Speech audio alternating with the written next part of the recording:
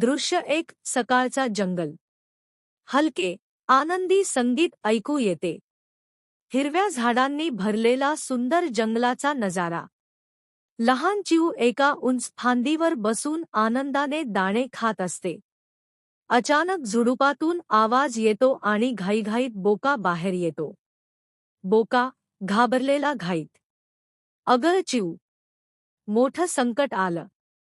चिऊ चकित. "काय झालं बोका?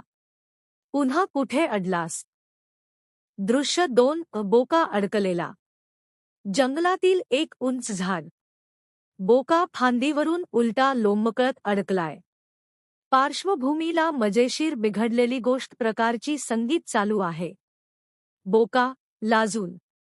"मी उंच फांदीवर चढलो. पण उतरताना कळलं की मी उंदीर नाही." चिऊ हसत. "अरे, उडी मार, मी शिकवते." चिऊ हवेत उडतुडत बोका कसा उतरायचा ते दाखवते. "एक पंख हालवा, एक पंजा टेकवा आणि थोडा झोका देत खाली या."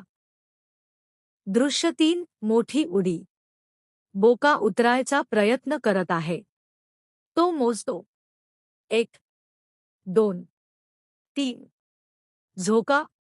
तो फांदीवरून सुटतो आणि धप्प सुरक्षितपणे खाली असलेल्या मऊ पानांच्या ढिगात पडतो.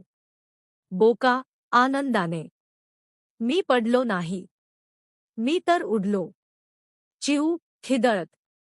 "उडला नाहीस, पण शहाणा झालास." दृश्य 4 शिकवण.